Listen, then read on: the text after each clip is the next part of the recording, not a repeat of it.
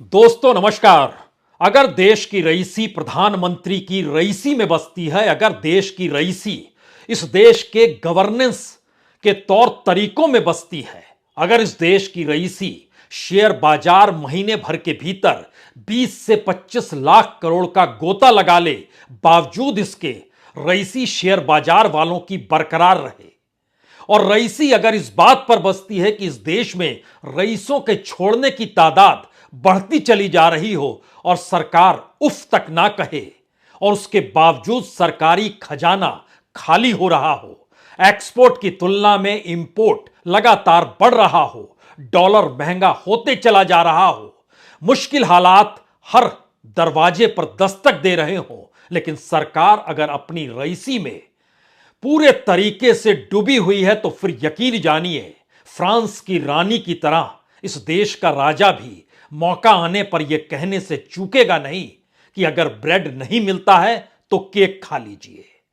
क्योंकि झटके में अगर सिलेंडर की कीमत 50 रुपए बढ़ गई और कॉमर्शियल सिलेंडर की कीमत 350 रुपए बढ़ गई, महीने भर के भीतर दूध 5 रुपए लीटर बढ़ जाए, फिर भी कोई उफ तक ना कहे, तो रईसी से इस देश के ताल्लुकात या इस देश के उस रईस कारपेट के पीछे का सच आज उघाड़ कर आपको देखना चाहिए और उन तमाम तथ्यों के साथ परिस्थितियों को पकड़ना चाहिए। वो कौन सा दिन होगा जब कहा जाएगा ब्रेड नहीं तो केक खा लीजिए।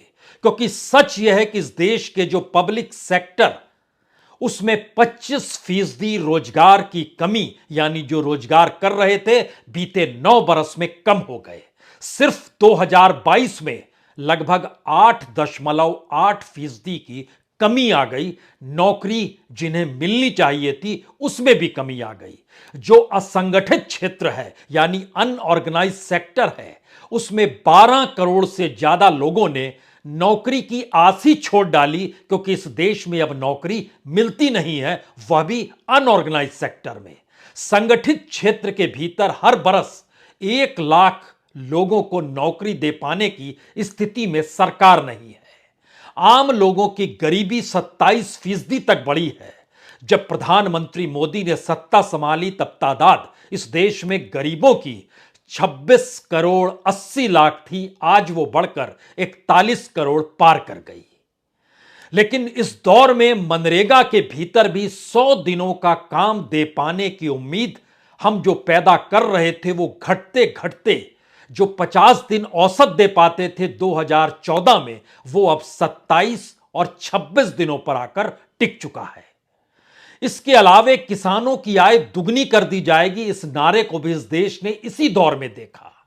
और कल ही जानकारी आई कि नासिक के लासन गांव में जहां प्याज खूब होता है, वहां पर 1 किलो प्याज के उत्पादन का खर्चा 8 से 10 रुपए आता है, और प्याज बेचने बाजार जाइए तो कीमत मिल रही है 2 रुपए। पूरा बाजार बंद कर दिया गया। इस दौर में जो महंगाई बढ़ी और जो कमाई हुई, उससे इस देश के 60% लोग प्रभावित हो गए। सवाल इसके आगे का है कि इस देश के भीतर में शहरों में काम करने वाले लोगों की तादाद जितनी बड़ी स्थिति में है, जिनके पास डिग्रियां हैं उनकी तादाद भी लगभग 5.5 करोड़ है, जिसमें से 1 करोड़ 70 लाख महिलाएं हैं और 3 करोड़ 80 लाख पुरुष हैं। हर दिन काम खोजने के लिए इसमें भी 2.5 करोड़ लोग हर दिन निकलते हैं, काम किसी को नहीं मिलता है। सरकार कहती है 93% नहीं 90% असंगठित क्षेत्र में है। सरकार के आंकड़े और इस देश के भीतर का सच अनूठा इस मामले में है कि दरअसल 14 करोड़ लोग जो कोविड दौर में निकल के आए थे, उनके भीतर से आज की तारीख में राज्य दर राज्य तकरीबन 2.5 करोड़ से ज्यादा वो प्रवासी मजदूर घरों पर बैठे हैं। ना दिहाड़ी मिलती है, ना किसानी है, और ना ही जिंदगी जीने का कोई रास्ता है। लेकिन उफ इसलिए मत कीजिए क्योंकि देश रईसी में जीता है। आज इन तथ्यों को समझने से पहले जरा 2-3 लकीर और खींच लीजिए कि इस देश की इकोनॉमी का जो खाका इस तिमाही का आया है, उसका पहला संदेश क्या है। 4.4 की विकास दर अक्टूबर से दिसंबर तक रहेगी, सरकार ने यह बतला दिया। सरकार ने कुछ और आंकड़े जानकारी दिए कि दरअसल मैन्युफैक्चरिंग और इंडस्ट्री का जो क्षेत्र है उसमें हम फिसड्डी हैं दुनिया के सामने।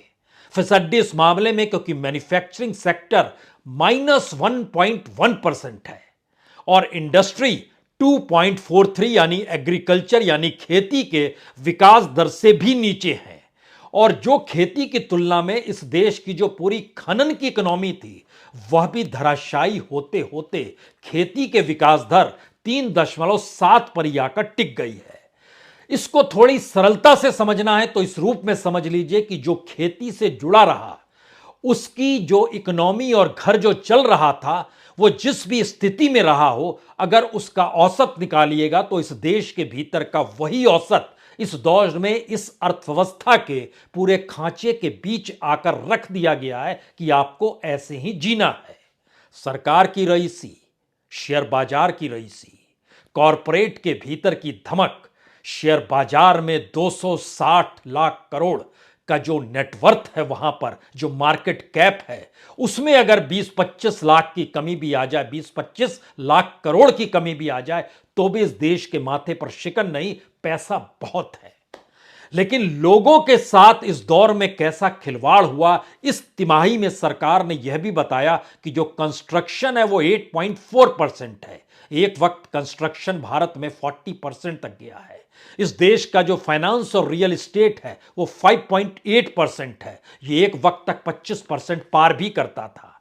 इस देश के भीतर में जो माइनिंग इंडस्ट्री, मैन्युफैक्चरिंग, एग्रीकल्चर जो बेसिक एस्पेक्ट में नौकरी दिए हुए है वहां स्थिति नाजुक है। और इसकी क्या सबसे बड़ी वजह महंगाई, बैंकों का ब्याज दर बढ़ना, मिडिल क्लास पर ईएमआई का बोझ बढ़ना, एक्सपोर्ट और इंपोर्ट के भीतर का गैप बढ़ना, डॉलर के मुकाबले रुपया कमजोर हो जाना, रिजर्व फॉरेक्स लगातार कम होते होते 560 बिलियन के नीचे आ चुका है। सरकार का डिसइन्वेस्टमेंट काम नहीं कर रहा है, निजीकरण नौकरी दे नहीं पा रहा है।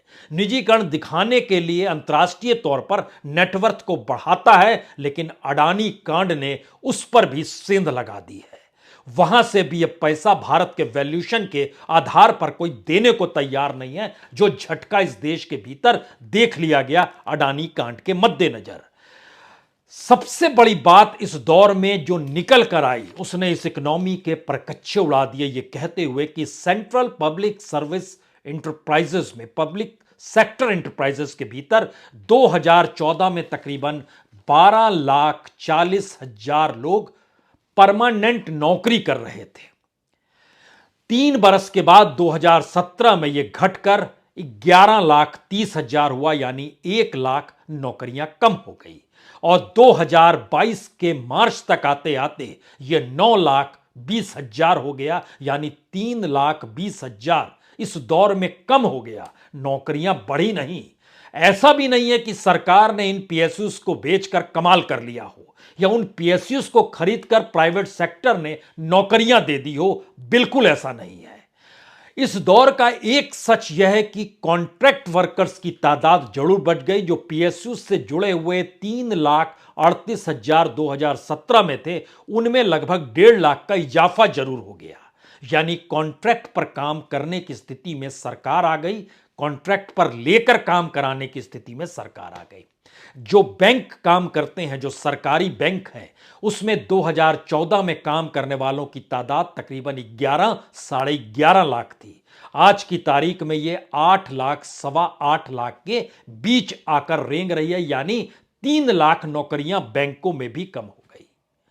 जो इस देश के भीतर में वर्क फोर्स है, उस वर्क फोर्स में कितना एम्प्लॉयमेंट होना चाहिए, कितना है, दोनों डाटा जो सरकार के अलग अलग तरीके से बतलाते हैं, उसमें 2-3 मैसेज पहली बार साफ तौर पर उभरते हैं। इस देश में रोजगार कम, पॉपुलेशन बढ़ रही है, विकास दर हिचकोले खा रहा है। यानी एक तरफ पहली परिभाषा रोजगार विहीन विकास है और दूसरी तरफ इस देश को संभाले हुए सत्ता का अपना जीवन, उसके द्वारा निर्धारित योजनाएं और इस देश के लोगों का जीवन और उन जिंदगी जीने के दौरान रोजगार की स्थिति कोई तालमेल नहीं है इन तीनों परिस्थिति के बीच में। क्योंकि लगभग 46 करोड़ लोगों के पास 2014 में काम था, 2022 में वर्कफोर्स के तौर पर 52 करोड़ का आंकड़ा दिया गया और जानकारी दी गई 2030 तक लगभग 56 करोड़ हो जाएंगे। लेकिन सरकार के अपना नीति आयोग हो या अंतर्राष्ट्रीय तौर पर लेबर ऑर्गेनाइजेशन हो या यहां का जो डाटा रखने वाला सरकार का जो एनएसएसए हो, इन तमाम चीजों को परखने के बाद कुछ चीज और निकल कर आई। समूचा डाटा देश भर में रखा गया और जानकारी जब निकल कर आई कि चाहे वो राज्य सरकार हो, चाहे केंद्र शासित सरकार हो, चाहे केंद्र सरकार हो, अगर उसके दायरे में प्रोविडेंट फंड यानी ईपीएफओ को भी लेकर आया जाता है, वो कितनी बड़ी तादाद में बड़ा है, तो भी वो 2 करोड़ का नारा तो दूर की गोटी है। इस देश के भीतर का सच है कि कमोवेश सारे क्षेत्रों में सरकार ने जोर लगा दिया कि हर को जहां भी 10 कर्मचारी काम करता है, चाहे वो पेट्रोल पंप ही क्यों ना हो, चाहे चाय की दुकान ही क्यों ना हो, चाहे कोई ढाबा हो, चाहे होटल हो, सबको आपको ईपीएफओ से जोड़ना है। और इस ड्राइव का असर यह हुआ, नौकरियां कितनी को मिली नहीं मिली, सरकार इस डाटा को छुपा ले गई। लेकिन ईपीएफओ का जो डाटा सरकार ने रखा, 2018 में 61,12,000, 2019 में 78,58,000, 2020 में 77,08,000 और 2021 में 93,39,000। इतने लोग बढ़े हैं हर बरस में। यानी इतनी बड़ी तादाद समूचे देश के भीतर, ये जानते समझते हुए कि हर बरस इस देश में हायर एजुकेशन में जो बच्चे जाते हैं पढ़ने के लिए, उनकी तादाद रिकॉर्ड स्तर पर है। आज की तारीख में ये 4 करोड़ बच्चे पार कर गए हैं और जो आंकड़े बतला रहे हैं उस समय 3 करोड़ 70 लाख बच्चे एवरेज जा रहे थे पढ़ाई करने के लिए हायर एजुकेशन में। वह जब निकल कर आते हैं तो कितने लोगों के पास काम नहीं होगा, उसका भी आंकड़ा सरकार के दस्तावेजों में नजर आया कि तकरीबन 5.5 करोड़। हालांकि यह संख्या कम नजर आ रही है, क्योंकि हर बरस अगर 4 करोड़ लोग निकल रहे हैं और काम 1 करोड़ को भी दे पाने की स्थिति में, ऑर्गेनाइज सेक्टर हो, अनऑर्गेनाइज सेक्टर हो, किसी भी रूप में हो, है ही नहीं स्थिति। और तो और जो ईपीएफओ से जुड़ी तादाद है वो पुराने लोगों को भी जोड़ा जा रहा है, तब भी 1 करोड़ नहीं पहुंच पाते हैं। स्थितियां कितनी नाजुक होगी, यह सिर्फ कल्पना कीजिए। और इस कल्पना करते समय अब यहां पर कमाई और महंगाई और उसके साथ 5 किलो अनाज के आज सच को भी समझिए, क्योंकि इस देश का एक सच यह भी है, जिस दिन इस देश के भीतर में 5 किलो अनाज बंद हो गया, किसान सम्मान निधि बंद हो गया, इस देश में हाहाकार मच जाएगा।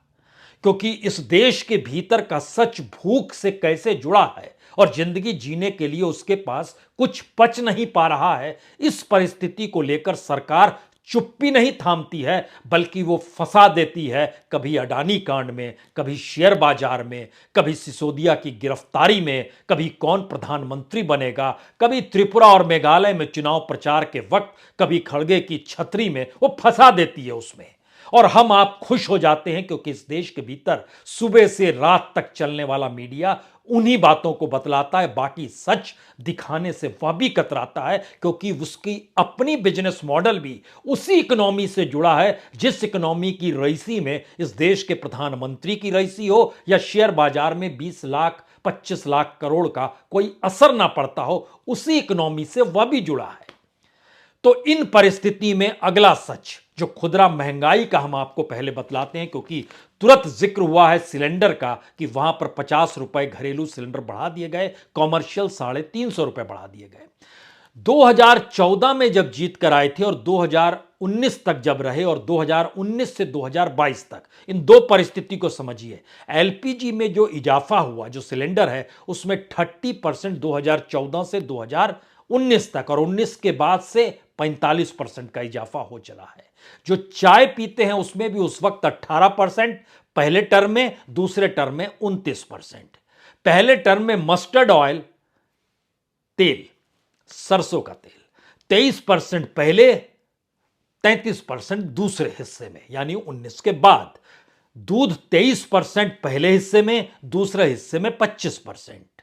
ट्रांसपोर्ट पे सफर करना पहले हिस्से में कम महंगा हुआ था, सिर्फ 1%, दूसरे हिस्से में ये 24 से 25% महंगा हो गया। जो कपड़े, जूते, चप्पल खरीदते हैं वह भी पहले टर्म में कम महंगा हुआ था, 1-2% हुआ था, लेकिन दूसरे टर्म में ये 14-15% पहुंच गया।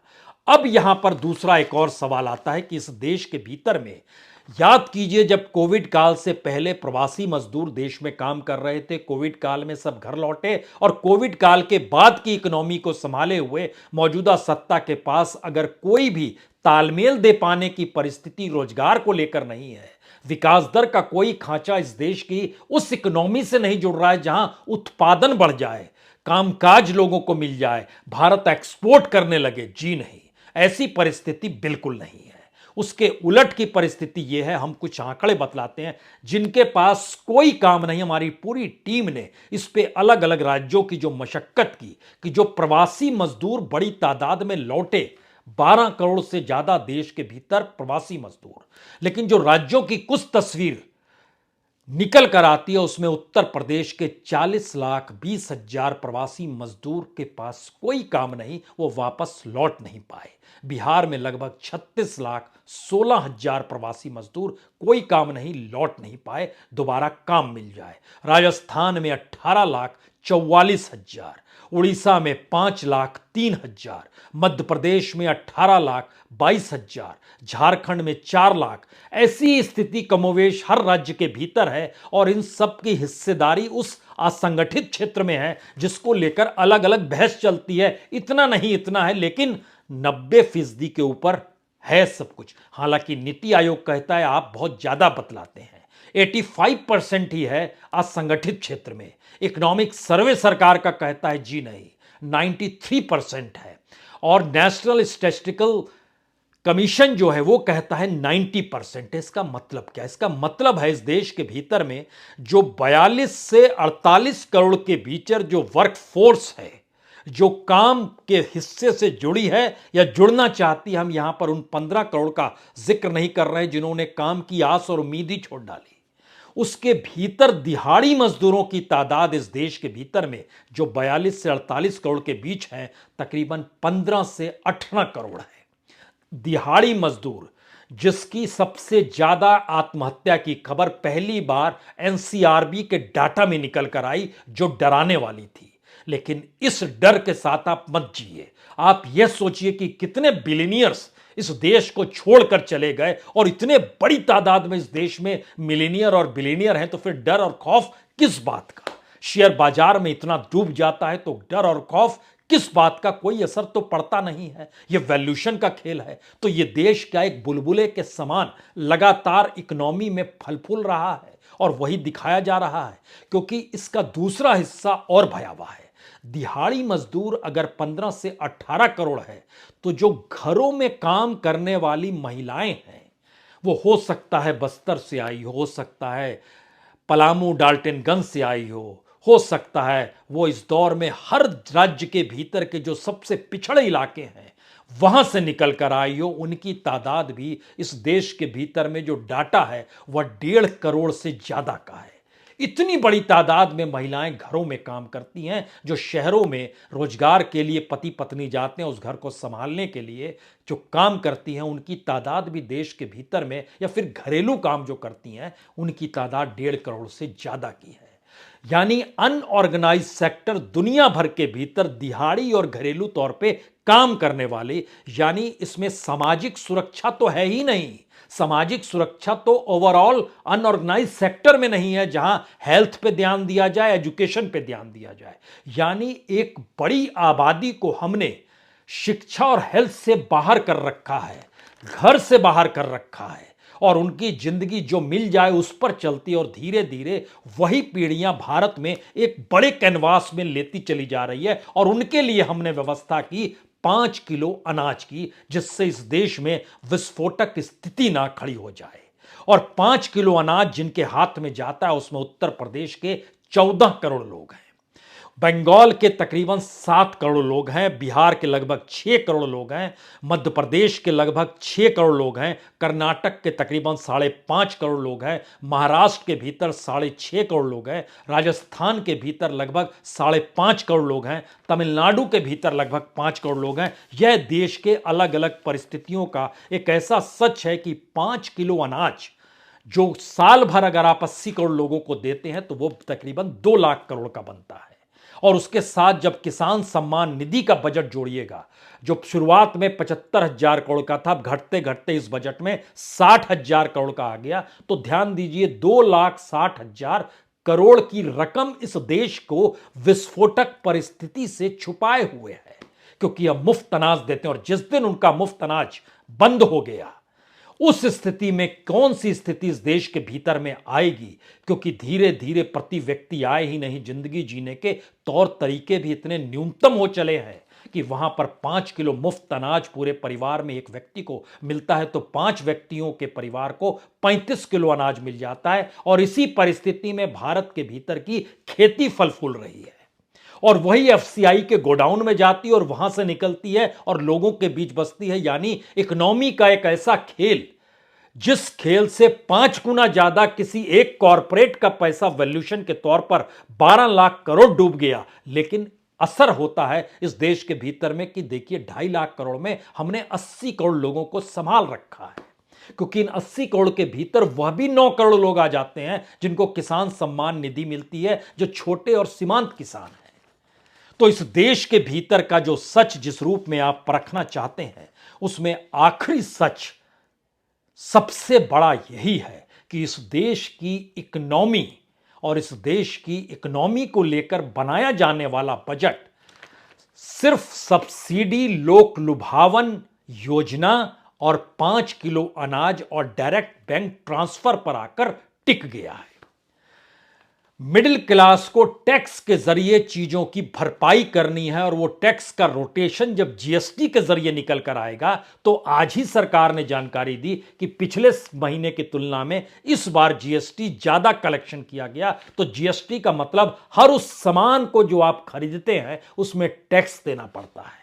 सरकार के पास कोई दूसरी इकोनॉमी नहीं है, और सरकार की रईसी भी उसी इकोनॉमी से चलती है। इस देश के भीतर शेयर बाजार और जो कॉरपोरेट के हिस्से में नेटवर्थ बढ़ रहा है, वो इस देश की ही संपत्ति है, वो उनकी संपत्ति नहीं है। जो प्रधानमंत्री की रईसी हो, या सुप्रीम कोर्ट का बजट हो, या इलेक्शन कमीशन का बजट हो, या इस देश में सीबीआई का बजट हो, या ईडी के दफ्तर के भीतर हर कर्मचारी को मिलने वाला जो पैसा, वो इस देश का पैसा है।